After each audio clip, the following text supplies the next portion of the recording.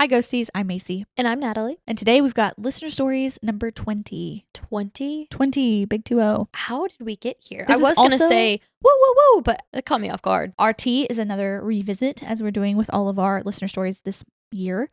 It is the Republic of Tea, the People's Green Tea, one of Natalie's favorites. Yes, I was just about to say, let's go.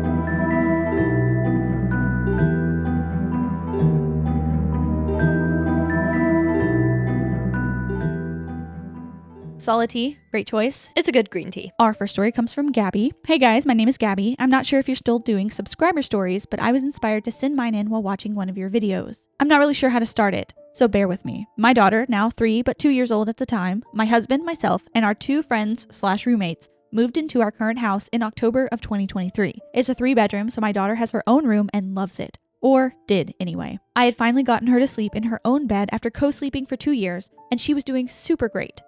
She had been sleeping through the night for about 2 weeks in her own bed. Then, one night, I woke up to her hysterically crying and couldn't talk very well, so I didn't understand what she was saying. I moved her to my room and she slept with us. The next night, I was up late. I want to say maybe 2 a.m., playing a game on my Switch. She was sound asleep in her own room, but I have anxiety, so I keep the baby monitor turned on and near the bed so I can check on her through the night. Anyways, I'm playing my game and notice movement on the monitor out of the corner of my eye. I turn my full attention to the monitor and see this white orb directly in front of the camera, moving straight down and then back up. Thinking it was a spider that had come down from the ceiling and was climbing back up its string, I went into her room to remove it so she wouldn't get bit if it made its way to her. Our rooms share a wall, so it took me about 3 seconds to get in there. I used my phone flashlight, searched everywhere possible for a spider or a bug of any kind. Nothing. I went back to my room and was paying more attention to the monitor, and good thing I was. The same white orb, once again directly in front of the camera, drifts from the right side of the camera's view, pauses in the middle, then drifts back the way it came. At this point, I'm pooping my pants, but my daughter is still fast asleep, so I write it off as me overreacting. A bit later, the movement caught my attention again, and this time, I was ready with my Snapchat open to take a video of it. The orb is further into the room and not close to the camera anymore. It's moving erratically and going in and out of the camera's sight, sometimes staying at the very edge and peeking over before backing away again. I know that it's not a bug with the way it's moving, but my daughter is a heavy sleeper, so I go in her room again and search high and low for a bug to explain what I'm seeing. Again, nothing. I went back to my room and sat ready to film again and took about 3 videos of it going in and out of frame and near my daughter's bed. I was running through any possible explanation for what I was seeing, but it wasn't on the wall, so it couldn't be a light. There was no fluffs of any sort floating around her room, and I couldn't find any bugs in there. What exactly are orbs? I know that it's like a spirit yeah. That's what it is, because I see people talk about them, and like I've always assumed I knew. But is it just a spirit of some sort? Yeah, that's what I think. Is there anything else it can be? What do you mean? Is it always positive? Is it See, I don't know. chill? The only thing I really know about orbs is like watching ghost shows. And they're like, Yeah. we caught an orb. Yeah. But that's about it. So I couldn't tell you exactly like why an orb is formed. To my knowledge, as far as my knowledge takes me. Yeah, it's just a spirit of some kind. I don't know. I would like to know if there's some kind of difference in orbs or why or when. We talk about it a lot and people mention them a lot, and I would like to know I'll do a mini dive into orbs for you. Yeah. Spooky Spooky indeed. Unexplainable. Especially Who is in a it? baby monitor. Listen, When she first sent this, I messaged her back because it was on Instagram, and I messaged her back. I was like, to be honest, I'm not watching this right now or reading it. I saw a baby monitor and I'm scared. So I'll come back to it when I'm not. yeah, no, I don't like baby monitors. We've already talked about that. I don't like them. They scare me. But what else do you do when you have a kid? You got to keep your eye on it. Every single time, I still have a monitor in my kids' rooms, and every single time I pull it up, I'm afraid, like, please don't be there, please don't be there, please don't be there. Okay, it's just the kids. Would you freeze if you saw something? Or do you think you'd run to their room? Well, I'm a freezer, so I'd freeze initially for sure. Yeah. And then run to their room, yeah. I'd have to. I mean, yeah. I'm not going to let it take my baby. Well, if it's a spirit or an orb or something. If it were an orb, I don't think I'd just be watch as it? scared, but if it's like a full body apparition, You'd go in there? I'd go in there. What are you going to do? Fight it? I mean, I don't know. After about 10 minutes, that felt like an eternity. I got up and moved her to my room because I couldn't stand her being in her room with whatever it was. I kept the monitor on to see what would happen, and there it was, moving much faster than it had been before and going near where she had been lying in bed, as if it was looking for her. She slept in my room for a few days after that while I watched to make sure it wasn't in there. When I hadn't seen it for those few days, I moved her back to her room to sleep in her own bed again. For context, We have a folding foam couch in her room that unfolds into a bed in case we have guests. That same night, I, once again, woke up to her crying hysterically, so I rushed in to ask her what was wrong. She then pointed to the couch across from her bed and said, "She won't stop talking to me." Needless to say, after that, she slept in my room, and I called my mom, who is a very religious woman, and told her what happened. She was a very spiritual lady before taking up Christianity and came over with oils and sage. We went room to room, banishing entities, but especially in my daughter's room. My daughter has had no issues with that since. Thank you for reading. I know it was a long one. We have other things that go on still to this day, but my roomie and I think it's a house spirit or some kind of trickster. But that's a whole other story that I might send after this one. Spirit confirmed. For me, at least. Oh, yeah. I can... After she won't stop talking to me. I can look she's bothering past orbs. I can be on the skeptical side of orbs all day, every day, because there's so many things it could be. Dust, dog hair. Bugs, dog hair, strings, a glitch in the camera. She won't stop talking to me, though. A lot of people see orbs in our videos, and I'm almost positive it's some kind of dust or dog hair. Most of the time. We'll never know. I don't know, because when people comment that they see them, I go back and I don't even see it. No? So I don't, yeah. I see it almost every single time. I don't know. Maybe I'm just not paying attention. Who is she? Yeah, I know. I'm glad Mom came over and was able to banish whatever was bothering her. Me too. That scares me so deeply. And sometimes I wish I could see what the kids are seeing. I know. If they're seeing like a actual person, are they seeing what does it look like? Some of the kids will draw. Have you ever seen kids drawing their haunting? Yes. Their haunt? Yes, and normally it's like a black shadow scribble thing and it's very scary. But she said she, so I'm wondering, like, does it look like a lady? Or it has like a drapey body, so it looks kind of like a dress or something? Oh. God. I don't know. When they're two, you never know. But thank you for sending that in. That is spooky. Our next story comes from Madi. When I was in 3rd grade or so, we just moved to a new town into a trailer my grandma owned. At first, we would always hear noises, but it was an old trailer, so we thought it was nothing. Then one night, my sister and I slept in the parents' room. At the foot of the bed was a twin mattress we would sleep on. That night, I woke up and saw what looked like the back of my sister sitting up, looking at the TV. But then I looked down and she was laying right next to me. After I told my parents, it turns out my sister told them the same story, except I was the one looking at the TV. I was also laying right next to her. I'm very unsettled by this news. It would just be my hope that there's some neighborhood like hooligan that breaks into people's houses to watch their TVs. A child. No. A child. You would rather someone breaking into houses than a ghost kid? A child, yes. Or a hopeful kid? Exactly. Yeah, that's why. Because if you see a child in real life, you can tell who's a kid and who's not. I'm more afraid of people than I am spirits. Not kids. I'm not afraid of kids unless they're bigger than me. I'm afraid of kids. Like if they're 14 and up, yeah. But if you're below 14, I'm not afraid of you. I'm not afraid of you. But if you're 14, you might be able to scare me. Yeah. You might be able to scare me a little bit. I'm not going to lie. But yeah, I would think I would be more comforted knowing that someone broke into my house to watch my TV than a possible ghost child. Because is it a child? That's the question, but I would still be more afraid if it was a real kid. That's crazy. That's actually crazy. Another time, I don't know why, but my mom woke up in the middle of the night. She went to the bathroom, and on her way out, she saw someone down the hallway towards my little brother's room where he was sleeping. So she ran back into the bathroom and snuck her phone out to take some pictures. And you can see the outline of a man looking down the hallway at her. My little brother, who was maybe 5 or 6 at the time, would always talk to someone who was never there.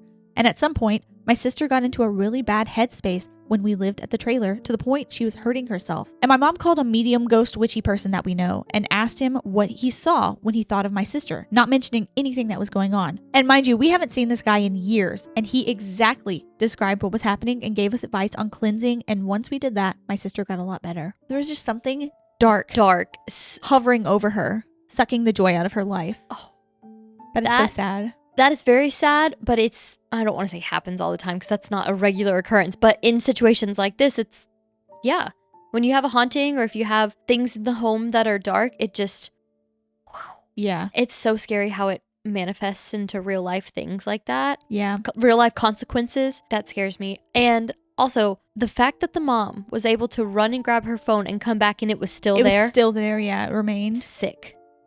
I would rather it want to not be seen and like, oh, run away, for it to still be there. I think I would be crying. Yeah, like it's not scared. Yeah.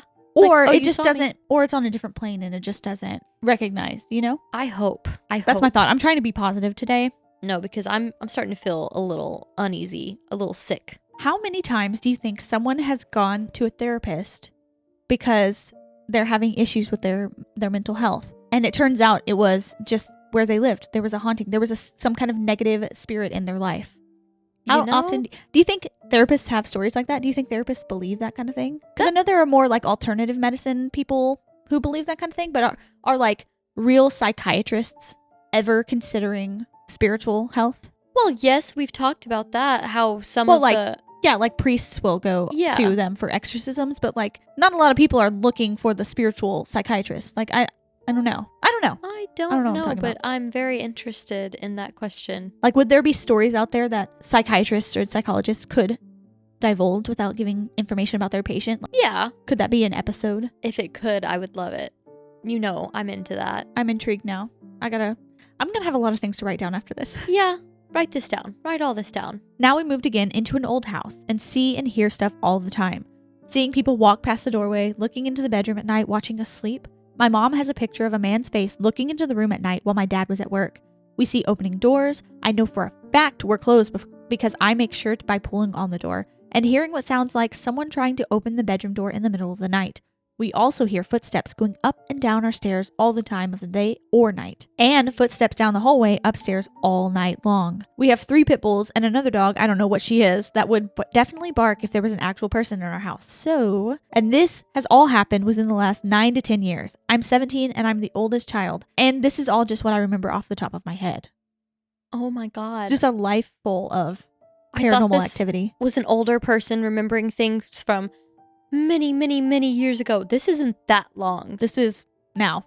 Oh no. I'm scared. It's more freaky. Yeah. I don't like that it's current or, kind of new or kind of recent, because normally it's like, oh, but now I'm 47 years old and I've moved on. Yourself more. Yeah. Keep us updated. Our next one comes from Samantha. Hello, my name is Samantha, and I just want to say before I tell you my experiences that I discovered your podcast a week ago, one day randomly scrolling on YouTube for new spooky content to watch. I've been listening to the podcast ever since. I listen while cleaning my room or crocheting. I love your podcast. Keep up the good work. Thank you. This was like back in September. Hey, someone commented like, y'all are in the September emails. Y'all might be getting close to mine now. And I'm like, I know, we're getting there. We'll let you know. Now some context for these first 4 stories. My parents and I lived with a relative, let's call him Mark, at the time for the first part of my life, ages 1 to 9. When you first walk into the house, to the right is a kitchen and to the left is a staircase leading up to my room, my parents' room and my relative's room. When you get to the top of the stairs, there's a short corridor. At the end is the bathroom, to the left my parents' room and my room on the same side, and to the right my relative's room. My room and relatives facing each other. Next to the stairs, when you walk straight from the front door inside, there are 3 small steps leading into the living room where there is a lot of space, eventually to the backyard. When you turn right into the kitchen, there are also 3 small steps leading into the living room. So, in total, 2 ways into the living room. For the first story, it was mine or someone else's birthday party. I was a little kid enjoying spending time with my family. At birthdays or family reunions, we danced and had fun up until it turned nighttime, which is when this occurred and makes it that much scarier for me. So we were all in the backyard having a good time, like I said, until Mark, or who I presumed was Mark, went into the house and up the stairs to his room. Something in me was curious to where he was going, so I followed him. I was maybe 4 seconds behind him, and when he went into his room, I was at the top of the stairs and caught a glimpse of Mark. So I followed him into his room, but when I went into it, it was pitch black, and I instantly got creeped out. I asked if he was there, but there was no response. I immediately booked it down the stairs and back outside. Weird thing is, you would expect to hear footsteps or movement if there was someone in the room, or at the very least, turned his light on. However, that was not the case. Did the spirit or whatever it was know that this person was following them? I know. That's what I was was about it to leading say. them? Like, it was interesting that she felt pulled to follow and was curious. And was that intentional? That's what I'm saying. Did the spirit or whatever it is know that this child was following and think, oh yeah, come on, follow me? Or was it just kind of living its life? It didn't know. It was just kind of walking around. What is it? A time slip? I The don't glitch know. in the Matrix has really, I know I've said it a million times, it's really messed with everything. Everything. Ruined your whole entire, what you thought you knew about life. Yeah. Honestly, no, I'm not. It's all possible. No. If I think about things being too big and there being too many explanations or too many reasons, or if I think about the universe. It doesn't fit in a neat and tidy box. It's a little frustrating, overwhelming. When I think about space, it's like that. I can't, there needs to be a stop. And when there's no stop or no definite answer, it makes my head just feel like it's gonna like actually explode. Okay, well, I'm sorry. I can't help you. Story number 2. It was in the middle of the day during the week. My dad and Mark were at work, so it was just me and my mom. I can't for the life of me remember if she was outside or at the store. However, it was just me in the house in my room. I had my door shut, but all of a sudden, I heard the faucet to the shower turn on. It was a little while until I noticed because I thought someone was about to take a shower. But when I went to investigate, the bathroom door was shut. I went to open it, and there was no one there. Only the shower fully on. Something turned the shower on. She was all alone. Something turned the shower on. So maybe it is just a ghost, like, that living there. its life. Yeah. That's what I'm starting to think. It just is kind of harmless. Maybe it lived there previously. Like story number 1, it was getting dark, so it's like, oh, time to get ready for bed. This is like, oh, I was out working in the yard. Time for a shower. That's a comforting thought, because this doesn't feel... Now it seems less creepy at all. It's just kind of there. I don't remember how this turns out, so it might change. I'm well. not sure. Story number 3. My cousin and her family were all visiting from somewhere far for vacation, and they all stayed in the living room. Late one night, my cousin's husband woke up, heard and saw what he described as a little kid running into the kitchen, stop, and run upstairs. I don't know if what he saw was real or sleep paralysis. Is it just an entire family? Maybe it is just like time slip. I was about to say, is it just of some kind? overlapping timelines, and this house or this area just happens to be a place where slips in and out easily? You can see it. My brain hurts. I don't know. It's not a good day for you. No, I have a lot of thoughts, but I don't know how to articulate, say them right now. It's just all kind of like, scrambled. This last story took place 2 years ago. My parents and I had long moved out. I was either 19 or 20 at this point. This story took place on a Sunday. Mark, his friend, and I went horseback riding. It was an all-day thing. That day was so much fun, getting to spend all day with my relative and his high school friend. Anyway, we got back to my relative's house, tied up the horses, and went to the local Jack-in-the-Box. We ate our food, hung out at the front of his house, and talked about nothing in particular. When we went back inside, the topic came up about Mark's house and the unsettling feeling we get when we are inside at night. His house is huge and almost no light in the backyard except for the very back, which had to be switched on manually. I forgot to mention that his friend used to keep her horse at his house and would come every day to feed it, which is why she gets creeped out at night alone in the backyard with no lights. I'd just like to say, nothing hits better after a long day than some Jack-in-the-Box tacos. Dude, I was about to say, when you said Jack-in-the-Box, it took everything I had not to say, like, not even tacos. Just in general. Jack-in-the-Box is one of those restaurants where I feel like deep down, that is nasty, but I love it. So we were just talking about all things spooky, including my experiences within his home, when all of a sudden I felt a tap on my bum. Light enough to make me doubt what I had felt, but hard enough to feel the tap. I looked down to see if it was one of his dogs or something, but there was nothing there. I mentioned it to them and just say it was the ghost saying hi to me, which, oh my gosh, I laughed, but deep down, I was scared.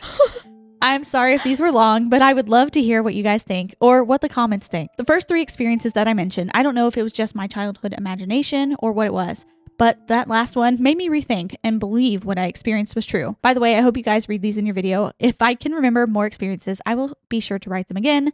Thank you. A pat on the bottom. See, this makes me think that it truly was just a harmless, thing. And, maybe it just, brushed by and was like, hey, you're talking about me. And, because it was so light, it was just kind of like a boop. I wasn't unsettled until the touching or the perceived touching. I don't like that there's a boundary in my mind. It's like, don't touch me. Don't touch me in this life. Don't touch me in the afterlife. Don't touch me. Okay. You know? Understandable. I mean, very, very understandable. I would probably have to agree. So I don't like Ghost Mark or Ghost Mark's house. Mark's ghost house? Mark's house ghost. Okay. That's a lot. I don't, I'm not team ghost anymore. I think I'm with you. I liked it, but at the same time, keep your hands to yourself. But it does feel I have my like personal space bubble.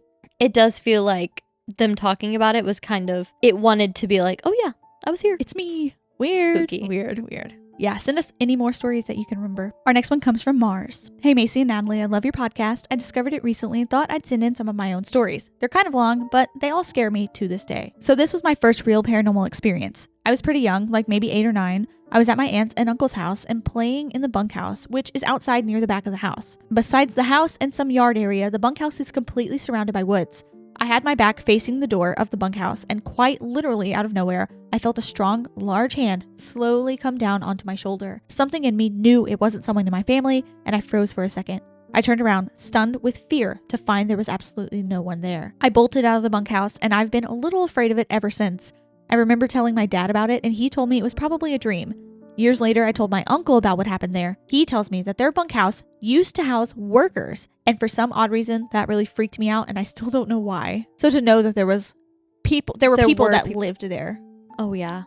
I think it's real. I believe it. Not a dream. I know I said that was my first real paranormal experience, but when I was really little, like a toddler maybe, I had these imaginary friends. I had a lot of them, but to my knowledge, I never actually saw them, and they were all figments of my imagination. Until a few years ago, I remembered 2 of the imaginary friends I used to have. I remember so vividly seeing a little girl with dark brown hair tied with a ponytail in her hair, playing in my toy room with her back to me.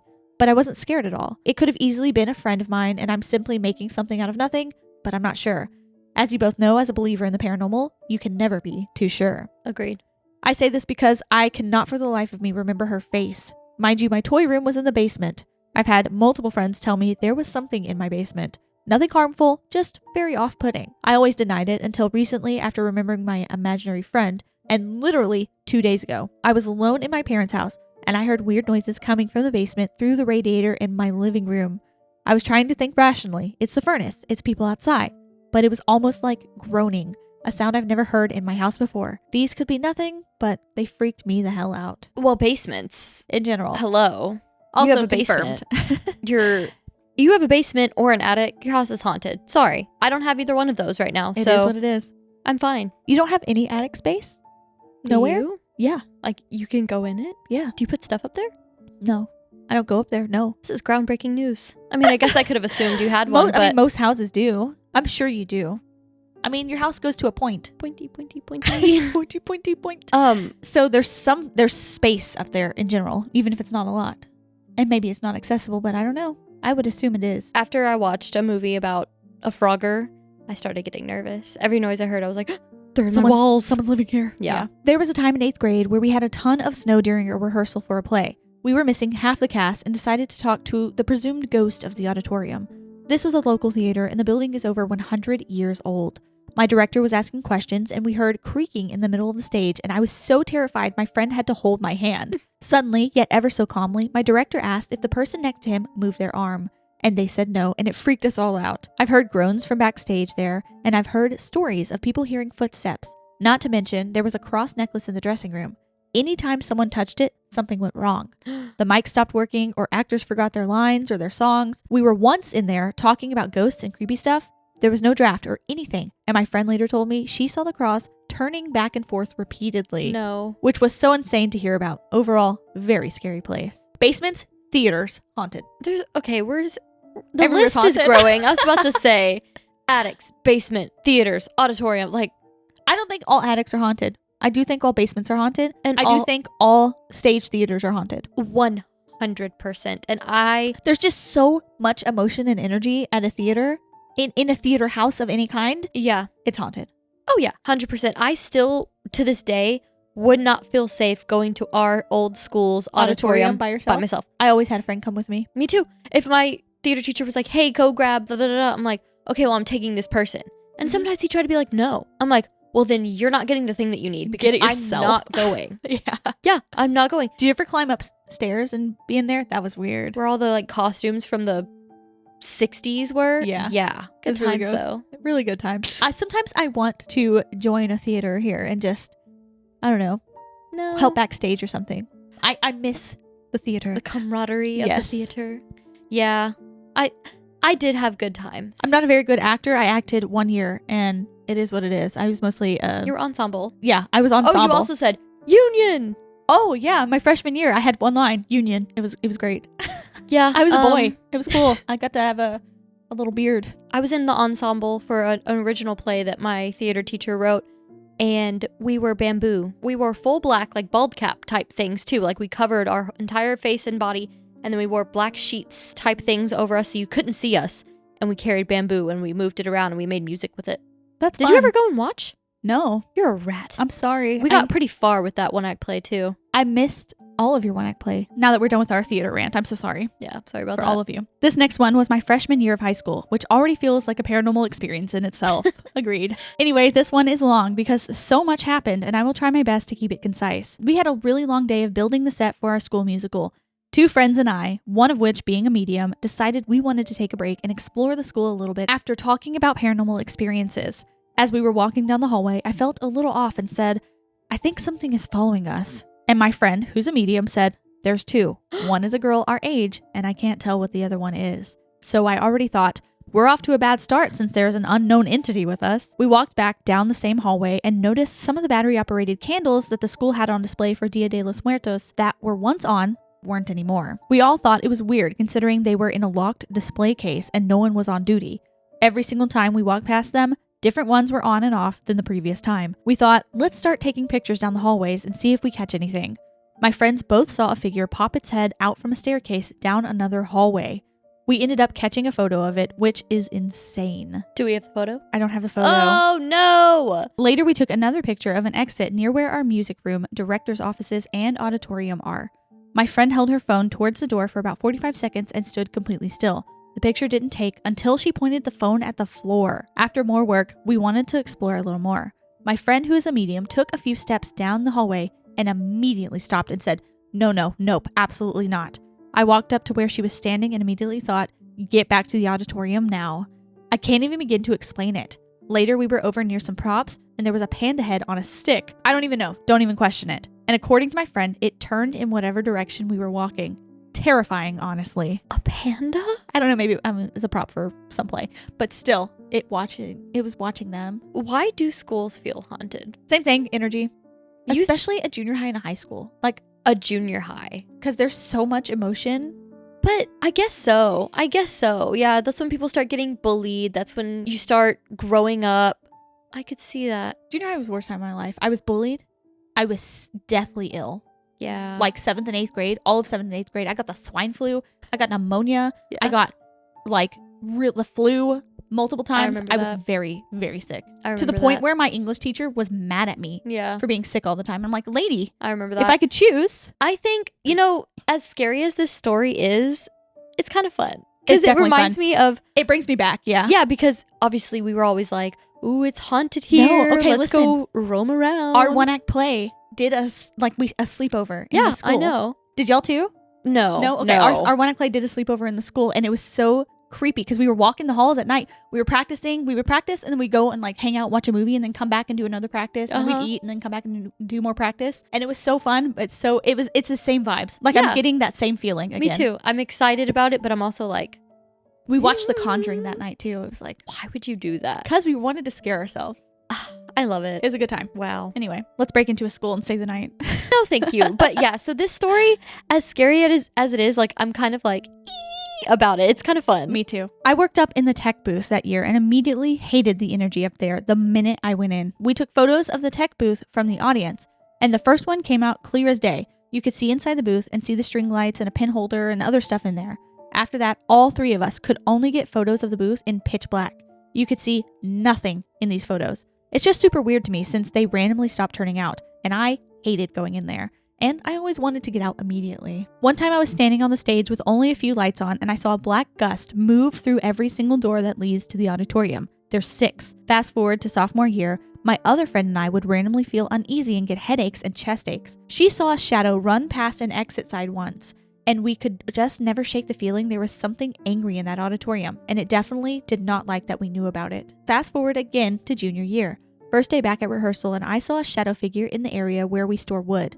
The same friend who saw a shadow figure pass our exit sign absolutely refused to go into the room where we stored all our larger props and told me to put a table away. The deeper I went into the room, the more uneasy I felt. I was never fond of that room, and it always freaked me out. Sorry those were so long, but thank you for reading. I love your guys' podcast. It makes me feel not so crazy. Definitely not crazy. No. Because I relate to these stories very much. 100%. And I feel like anybody, most of the people watching this, were in theater and they're all going to be like, yes, it happens. Because it just does. The year I was in ensemble, I would have to like be really still for a very long time. We would like make trees and stuff. And I would always be staring out like afraid like something's gonna pass by. I'm gonna see something. Just looking out into the darkness, you know? Yeah, I never liked to go into where they put props or wood or like the pylons and things.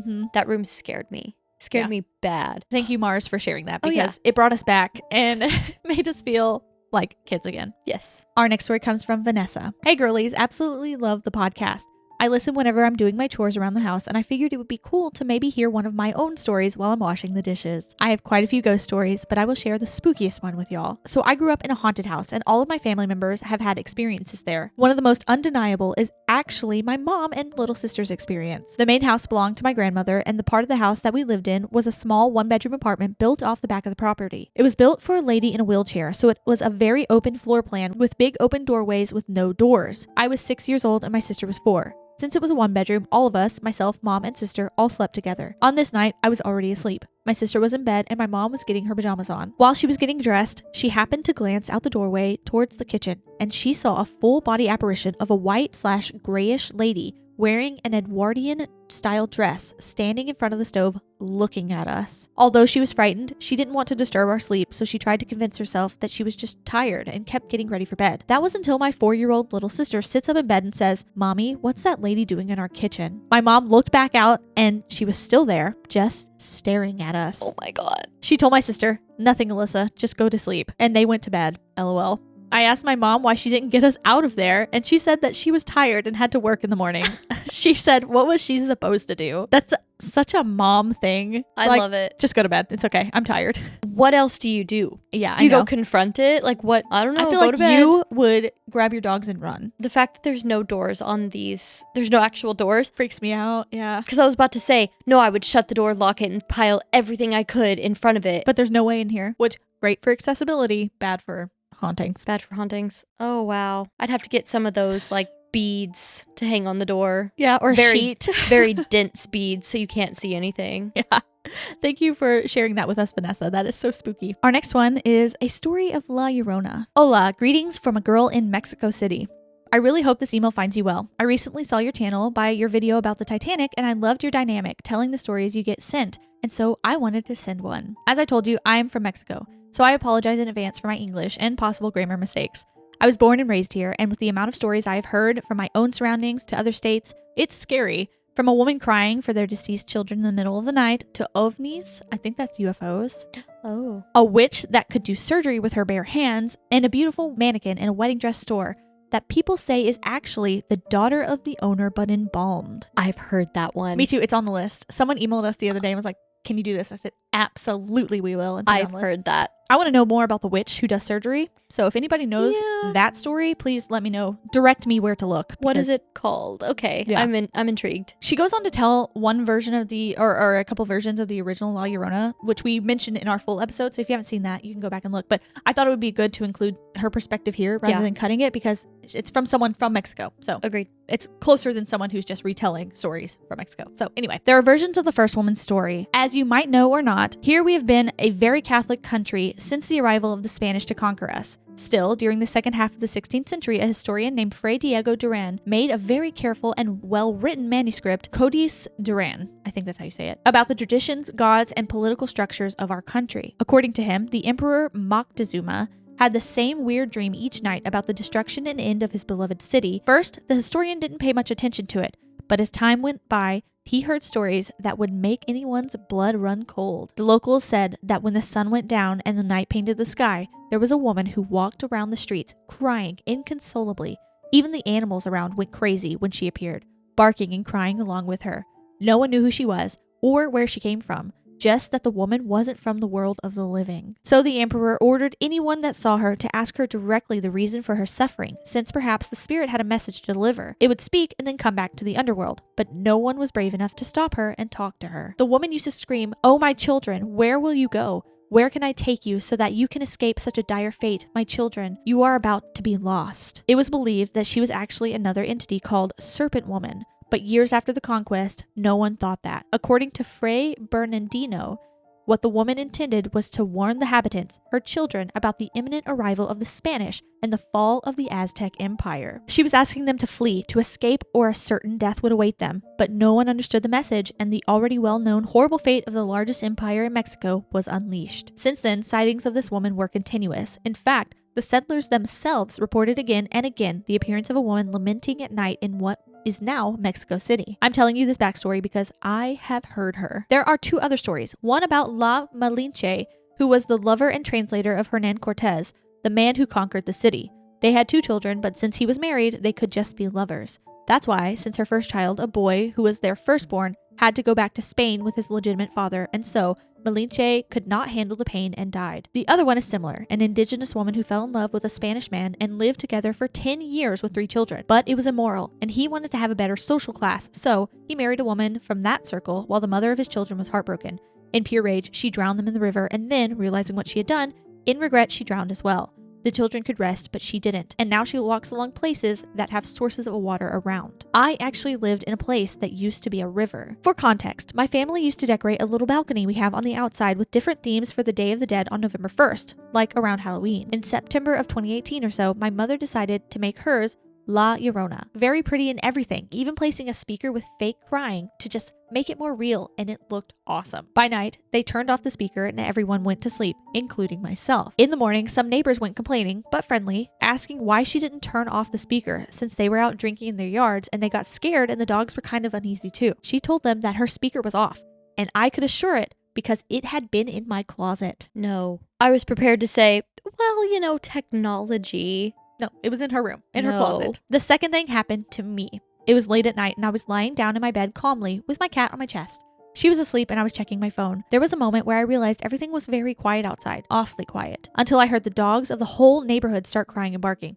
Another silence settled for 2 seconds. Then I heard the most horrid moan of pain I have ever heard, but from a woman under my window. I could not move and my cat did not wake up. I was so frightened that it took me a while to finally fall asleep. I told my mom and she said that something similar happened to her. And so the third thing happened to my mom in that same week. She went to work and it was very early in the morning. She works at a facility and it was almost 6 a.m. The sun was barely illuminating but still clear enough to see. She went to the bathroom on the 2nd floor and in the hallway she could see someone outside. It was Sunday, so there was no one. But looking closely, she saw a woman with long black hair and a white dress walking over the grass. She spoke to her when she arrived home, the decorations she did since she used a mannequin, to tell her to please not scare us, that we are paying a tribute to her, that instead to please take care of us girls. After that, and until now, nothing had ever happened again in the street to either of us. And about the UFO thing, we have a state that is protected by them. Thank you so much for your videos. I really get entertained while I do stuff throughout the day. Terrifying. Terrifying? I like that she stopped, though. They were like, hey, lady, we're paying tribute to you. Yes. We respect you. Please protect us Not instead. lady. Yes. But I was going to say, this is, off the top of my head, I can remember the 3rd story of someone in Mexico hearing something right at their window outside. If I ever went to Mexico, there could be no windows. Is nothing sacred? Can you not be safe in your home? No. Oh my God. But the UFOs. The UFOs, I am going to look into this state protected by them because that is intriguing to me. Yes, very. Thank you for sending that in. Our next story comes from May. I absolutely love your videos and I always get excited to listen to them on YouTube in my free time and in my car. Anyways, this is a longer story. It is about my most haunted house experiences. It is crazy, so sorry if it spooks you too much. I hope you enjoy. All right, I'm locking in. When I was young, my parents had separated, and at some point, my dad got his own house. He found one he could afford. I loved the house, but there was something wrong with it. When we pulled up for the first time, my excitement immediately turned into unexplainable dread. Across the street was an empty grass field, and on the other side of that was a big graveyard. I didn't know why, being around 11, but we did a small tour of the house, and the part of the house I hated most was the basement. On the way to the bottom, there were 13 red stairs, and there was a strange static feeling coming from the basement. My heart dropped to the floor when my dad told my sister and I that our room was in the basement. Oh no. Immediately to the right of the bottom of the stairs was the creepiest utility room you could imagine, and all that separates it from the main room was a curtain which added to the creepiness. Even worse, our bedroom had no door, not even a curtain. The room we stayed in was painted green with green carpet, so it immediately felt so much better and less unsettling than the red carpet in the dimly lit empty basement main room. The utility room and the bedroom were the only 2 rooms connected from the main room. The first night, the static energy in the air only seemed to get stronger. Being the idiot kid I was intrigued in the dark, listening to what sounded like ghostly whispers from outside the room. I always had the feeling in my gut that I was not allowed to step outside the door, if you could call it that. I had a small inner voice I'd never heard before, begging me not to go into the dark, and so from then on, I swore to myself to never let myself or my sister go into the dark at night. My sister had noticed the flowing movement of the darkness and was terrified, so I grabbed her and we huddled up across from it, watching. Then the unthinkable happened. Oh. We heard something that sounded like hands lightly hitting the wall. The slapping sound was paralyzing. We heard it come from the utility room about 6 feet in the air, making its way to the top left of our bedroom doorway. Then it showed itself. Suddenly, a head swung around into the doorway, a pale little girl's face staring in at us as if we were its prey. I'll never forget the hungry look in its dull gray eyes and the movement of her long black hair falling below her. Then, as quickly as her head appeared, it was pulled back and she crawled on the wall back to the utility room. We were absolutely terrified. We screamed so loud we were surprised that our parents didn't hear us. We put my sister's mattress up to cover the doorway, and my sister and I fell asleep on the edge of my mattress, huddled together crying. My hands went numb. I almost dropped my microphone. The image of a pale face from the top, 6 feet up, and then crawling across the wall back. Like it was peeking in on them, checking on them. What for? And that does not seem like a little girl. No. Like that one I could confirm, not a kid. I feel Sick? Yeah. The third night I heard the voice in my head again. This time it was a woman. I heard her in my head and out loud, as if the static was whispering in my ears. A woman in a long red dress with black accents showed herself. Her brown hair was in a big bun and she didn't have eyes. I saw her in the dark, like the static energy had formed her, with no exact edges. I was not afraid, but her presence put me into a trance. I wanted nothing but to run into her arms, like a motherly figure would make a child feel so comforted. She whispered, beckoning me to come to her. She said things like, "Come with me. I promise I will love you forever." I was one smart kid because I knew I wasn't allowed to go into the dark. But for one moment, I lifted my hand out to her. I could feel the energy in the air make my hand tingle the closer it got to the doorway into the darkness. I snapped out of it, and I could see it on her face. "No," I said. "I can't go into the dark." I argued with her as my sister slept. Her once inviting face turned into a horrid scowl. "I promise I'll keep you safe. You know I would never hurt you. I will be your new mom," she frowned. Okay, Coraline. That's No. exactly what I was thinking. Then she sunk back into the darkness, to be seen again in a white dress for many nights, trying to convince me and beckon me into the dark, always holding out her hand. I don't know if it was my imagination as a kid, but for some reason I had known why she wanted me. She wanted to bring me down a hill and drag me into the lake we lived near. That was where she drowned her son. Mourning, she looked for new children to victimize. All because she couldn't have her own. If I can't have mine, no one else can either. I was so afraid of being abducted by this ghostly mother, but one day she had given up, hopefully not finding another child to take into the dark night. So was it something that she made up in her mind, like trying to, put a story to her experience, or was it just like a knowing? You could just sense things, you just feel things. Hey, I'm with you. I'm glad you did not go into the dark. I'm glad that feeling came to you immediately the first night. Like, I am not to go into the darkness, and you knew that. There were dark things in the house, disembodied voices, sounds, but the most common one was the reoccurring haunting. My dad and I had made our explanation on what we were hearing. This is what we thought we heard every night. After a long day at work in the 18 or 1900s, a dad came home very late at night. He opened the front door, stomping his heavy work boots past the basement to the kitchen. He opened the fridge, looked for a snack in our fridge, and then stomped into the living room or master bedroom. That was the least heavy story about this house. This was absolutely terrifying as a kid, but I hoped to leave the stories on the happier or less nerve-wracking one for you. I wish I could do some deep diving into the history of the town I lived in. Maybe I will and get back to you too. Thank you so much for having enough patience to read my story, and would be so honored if I ended up hearing it on your channel. Thank you. Thank you for sharing. That was scary. Thank you. That's the scariest one of the episode so far. I feel like there's always one. There's always that or one. At least one. At least one that just flips something for me, and then I'm locked in. My head hurts. My stomach hurts. I'm sweating. I'm nervous. And that was the one. I know. I feel like I always start reading faster when I get scared because I'm like, get over it. And I like that you do, because I can't handle suspense. Our next one comes from Marzie. Hi, Ghosties. Hope you guys are doing well and getting ready for the spooky season. Again, this was long ago. So we were ready.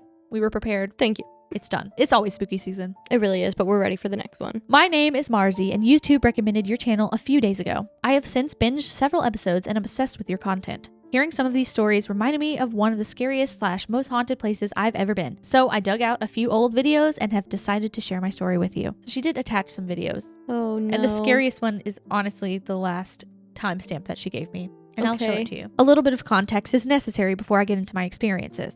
It was September of 2020, and like most people my age, I was a broke college student looking for a job. Fortunately, the local Boys and Girls Club was hiring and was incredibly close to campus. Second, the elementary school was built somewhere between 1909 to 1912. It was put up for sale in 2016 and was bought by a Boys and Girls Club of America in 2017 at a steep discount. So, this was an old elementary school. Third, the layout was a little unusual. The East Wing had a tower that was 3 stories, but the West Wing was only 2 stories. We only used a small portion of the ground floor in the West Wing, while the rest of the building was abandoned. All staff members were told to keep the doors to the second floor securely locked and to never go alone because a group of homeless people made their encampment there. Lastly, names of individuals have been changed for privacy reasons. To put it simply, I did not go into working at the Boys and Girls Club believing in the paranormal. I was interested in the subject but remained a firm skeptic, even after hearing the many stories of my new coworkers. Our supervisor, Kyle, told me how some people believe the former custodian of the school, Jimmy or Henry, haunts the building at night, that they saw his shadow on the cameras pacing the game room after sending the children home for the day. He personally witnessed a shadow figure crawling on the ceiling of the second floor. Fellow teachers, Kiara and Mia, explained that their friend refused to ever come back to work after nearly being pushed down a flight of stairs on the second floor, experiencing horrific nightmares and visions of something lurking in the stairwell. That's enough for me to quit. Yeah, agreed. I was intrigued, but figured they were trying to scare the newbie. The videos attached to this email are from the first time Kyle, Kiara, and Mia took me to see the upstairs area. They were very unserious throughout the entire expedition, but I was treating it like a Ghost Adventures episode, lol. It mostly makes me cringe hearing my voice at times, so pardon if you find it irritating. Hey, don't ever apologize or anything like that, because every time I hear my voice, I'm irritated. I have to edit these videos and I'm just like, oh God, please. It's Stop bad. this. So, your voice is fine. The trip itself was uneventful, but reviewing the footage was eye-opening. I thought maybe one of them was messing with me, but after 4 years, they confirmed that they were just as surprised by the videos. For whatever reason, management decided I needed to work the game room, one of the busiest rooms in the building. Bree was the primary teacher in the room and needed some backup. One day, we were finishing up after a particularly messy group of children. We would normally be annoyed, but it was the final group of the day and we were ready to go home. We heard a deep male voice ask if we were done yet. We were the only ones in the room, but figured it was Kyle from the adjoining kitchen. No one responded when we called out for him. Bree decided to radio him to find out if there were any children still left in the building, figuring not everyone had gone home. Kyle was confused because everyone was long gone. Bree and I were horrified. We decided it would be a good idea to try and do a cleansing the next day. She brought a recording of protection prayers and I brought sage and some crystals. Black obsidian, clear quartz, and amethyst after doing some research. We were sitting at the desk and I needed to get up for something. I don't remember what time of day it was, if there were children, or what I needed to get up for. I'm the type of person who never takes a purse off. This was the nicest purse I'd ever owned in my life. I just bought it for an event that I was getting ready to attend, and it was honestly the most expensive thing I'd ever bought myself. It was a bandolier drawstring backpack. I don't know if I'm saying that right. The point is, it was well made and brand new, not something easily broken. While walking, I felt pressure as the strap of my purse snapped. The bag fell to the ground. Bree had a stunned look on her face, so I asked what was wrong. She said it looked like someone grabbed the bag from the bottom and yanked the bag. It was horrifying to hear, but more horrifying to realize that the bag had my sage and crystals in it. It was the end of the day, on the same day of the bag being ripped off my shoulders, and the children were gone. Bree played the recorded prayers, and we both felt extremely unwelcome in the room. We made a tactical retreat to the front desk to freak out with the front office manager. We were looking at the footage of the game room, and I kid you not, something peeked around the doorway on the camera. I quit shortly after. I called and asked if they would be willing to send the camera footage, but management refused, and I am mad because everyone thinks I'm crazy about that. But I know what I saw. I am now a firm believer in the paranormal who has had experiences since. I thought that's the video we were gonna see. No, but Okay, there but I do is a wanna video see. you can see a shadow. So I'll show you the videos real quick. 40 seconds, something made my phone camera go blurry. Jimmy, give us a sign if you're in this room. My camera just went freaking blurry. That's creepy that she said that Oh, and it happened immediately. right after she said, give us a sign. Oh, that's weird. That's very weird. okay. As soon as she said, give me a sign you're in this room, camera blurred. That's interesting. That's interesting. Okay. This is where she said she saw a shadow figure, and it's very brief, and I saw it.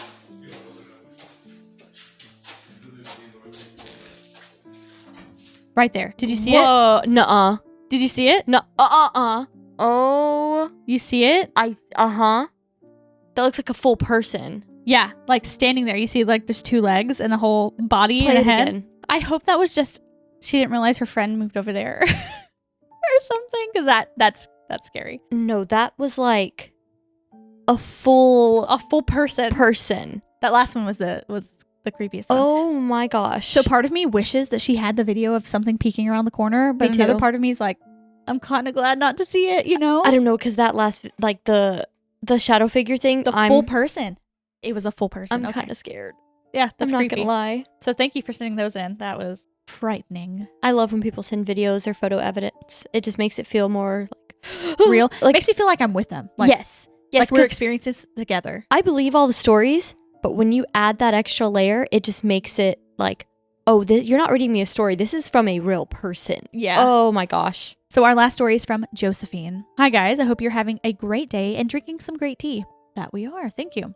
So I have several experiences, but these 2 stories that I'm sharing are my most significant experiences, and I hope you find them enjoyable, even if they don't make it into a video. For the first one, my parents used to talk about how when I was very young, I would play in a specific corner of the apartment we lived in at the time, and how I would look at the same spot every time I played there, looking up when laughing or talking as though I was having a conversation with an adult. What spooked my parents about this was that our dog would stare at that exact same spot and growl. They would hear a commotion in the kitchen and our dog barking and find that the decorative kitchenware hanging on the wall at the far end of the kitchen was flung across the room on the floor. There would also be nights where I would wake up in the middle of the night screaming and crying that someone was standing over my bed watching me. I can still somewhat recall that black figure that I would wake up to and just feeling instant fear. I remember multiple occasions where I would experience sleep paralysis, and then the next morning I would wake up on the floor under my bed, unsure how I got there. Like she was hiding. Yeah, I'm freaked out. I don't like the under the bed thing. Or We've had pulled under there. Yeah. I was gonna say that, but I didn't want to say it. There was one late night where I was already asleep in my room and my parents had some friends over and were having some drinks when they suddenly heard me screaming hysterically. My mom took me to their room while my dad supposedly sat in my room in the dark and told whatever it was that it needed to leave me alone. According to them, I never woke up screaming again after that. We've been having a lot of stories lately where people are like, no, leave me alone. And that's the best thing you can do. I If kinda it's like it. bothering you, it has no power over you. So remember that when you're getting scared, I'm also telling this to myself. So just so you know, when you're getting scared, it does not have power over you. The second story takes place years later. I don't remember exactly how old I was, but I was somewhere between the ages of 16 and 18 years old. I had been living with my grandparents for a long time at this point. We were going through a really difficult time and I had become extremely weak in my faith, which is important to know for later in the story. I had always felt weird there, like the energy just always felt off in the house.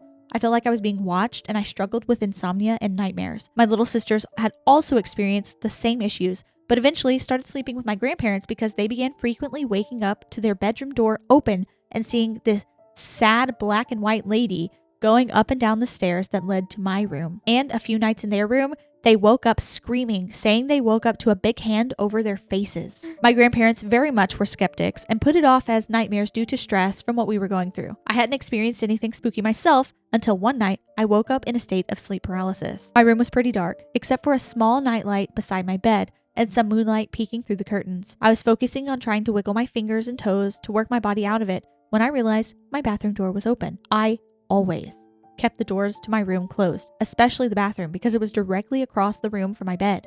My skin felt prickly and my heart was racing. I could feel it in my bones and something was really wrong and I wasn't alone. My eyes were drawn to the corner of the ceiling by the bathroom and I realized the corner was extremely dark, like a big dark void was sitting in it, but I couldn't shake the feeling that it was watching me. I kept my eyes on it while trying to steady my breathing and break free of the sleep paralysis, but the darkness started growing, spreading across the ceiling towards me. I began panicking. I couldn't move and I couldn't scream. I began praying in my head frantically for protection, begging God to save my soul, and profusely apologizing for my weakened faith. The darkness had made it over my legs when I got a voice back and began praying out loud. The air around me felt heavy and angry, and I felt something slam on the end of my bed from the ceiling. I was finally able to move and automatically sat straight up. I looked at the end of my bed, and there were 2 large indentations on either side of my legs as if something had landed there. I was covered in sweat, terrified. My skin was so tight with goosebumps that it was painful, and I could hear my blood pumping in my ears. Too scared to get out of bed, I turned my TV on for the rest of the night and kept praying. The next day, my sisters said they couldn't sleep that night because they were having nightmares about our house and had woken up hearing loud, rapid thumps from my room and down the stairs. My grandparents also heard it and blamed me at first, and then on the house being old for causing the thumping sounds when I was adamant. After that, I turned on the bathroom light even when the door was closed, slept with the TV on, and moved my nightlight to the corner by the bathroom and put crosses over my doors and kept a Bible on my nightstand. I never encountered the darkness again, but I also still never felt alone, and neither did my sisters. We still heard the thumping sounds up and down the stairs, but they didn't make it to my room anymore. This experience still sticks with me, and writing it out has left me shaking. I can still picture it clearly and can feel the fear I felt in that moment. I'm grateful that whatever it was seems to not have stuck with me, as I've been living with my fiance for about 4 to 5 years now and haven't had any scary experiences since. I still refuse to sleep with any doors open, fall asleep with the TV on, and I keep a nightlight plugged in the corners by the bathroom. I hope you enjoyed my experiences. I love y'all's podcast and have found myself binge watching your YouTube channel. Thank y'all for making the time to do what y'all do. I'm gonna go curl up in the fetal position now and watch another one of your videos to try and forget about my last story. Have a great day, Josephine. First of all, thank you. Second, sorry we're bringing this back up for you. I will also be curling up in the fetal position, but I will not be watching our videos. No. No. That's so scary. As I was reading that just now, I was thinking, you always hear stories of, I was going through a tough time and then started experiencing paranormal. Mm-hmm. So I want to know exactly what is the correlation or what is the connection. So is it you are going through a hard time, so your mind is doing this to you, or you're going through a hard time and your vibrations are so You're more low open. that you're more open to the negativity attaching itself to you? Where's the balance? Where's the line? You know what I mean? As psychologically charged as I am and how much I like the Reading brain, about that kind of thing. Yeah. I don't know. At first I wanted to be like, yeah, it's totally the ghosts and the demons and the ooh, ah, ah. But that's a good question. This feels like a thesis. Like what you just said. Like you You need need to to do a whole dissertation on this. Yes. I might. But for what major? I don't know. Ghost studies. Theology? I don't know. The ghost studies. Theology is probably the more correct place. Ghost studies. You've just left me speechless because I would love to know that actually. Wow. This is something I might do in my free time. Not write it.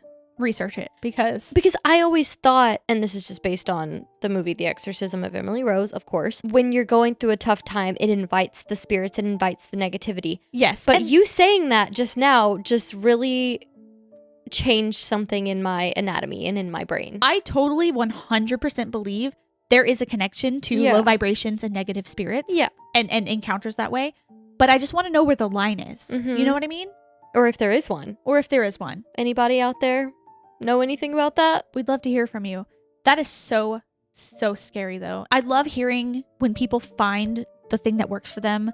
And like me, like when I'm scared and when I'm experiencing something negative in my life, I pray to God and it helps. And I love hearing stories of people finding that thing. Where it helps?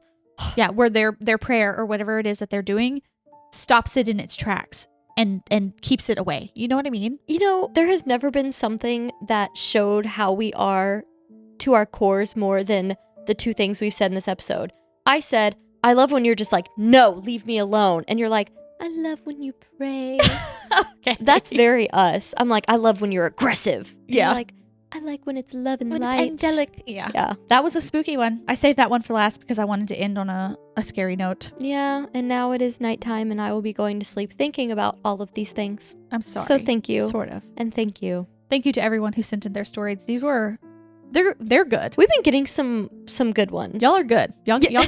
y'all got some cool lives. Yeah. Well, if you call it cool, I'm sorry. We're talking about how cool your suffering is and the dark I entities know in she's your like lives. bringing up this traumatic experience is making me scared. And we're like, thank you so much. I know, So- I know. But I think personally that it's Cathartic. it's cathartic to write it down and it feels good to share it with people. And then it makes you feel like some people said, like, I don't feel crazy because Yeah, you Other feel less people- alone. yeah. And being able to share that thing, I don't know, I feel it dilutes it, you know? It doesn't it takes away its power. it's power. Yeah. Is how I Yeah. feel. It may not be the case for everything, but that's agree. why I like to think about it. I agree. But if you have a story you'd like to share with us, you can send it to us through our email. It's ghostiespod@gmail.com. It's also written in our description if you need to see it written out for you. If you would like to, you can follow us on Instagram. We still have a giveaway going. Woo. So if you want to go enter that, you can go to our Instagram and our post. It's on our feed. It is a picture of the blankets. So if you want one like these lovely blankets we're using today, you can go enter that way. It's a lot of people that have entered so far. I know I'm it's getting nervous. good. I'm excited. nervous. If you like this video, please like it, share it with your friends if you feel compelled to do so, and follow us for more. If you're listening on audio, please give us 5 stars. That helps us a lot. And also share the podcast. That would be great. It would. We'll be back on Monday with another deep dive into something spooky. Goodbye.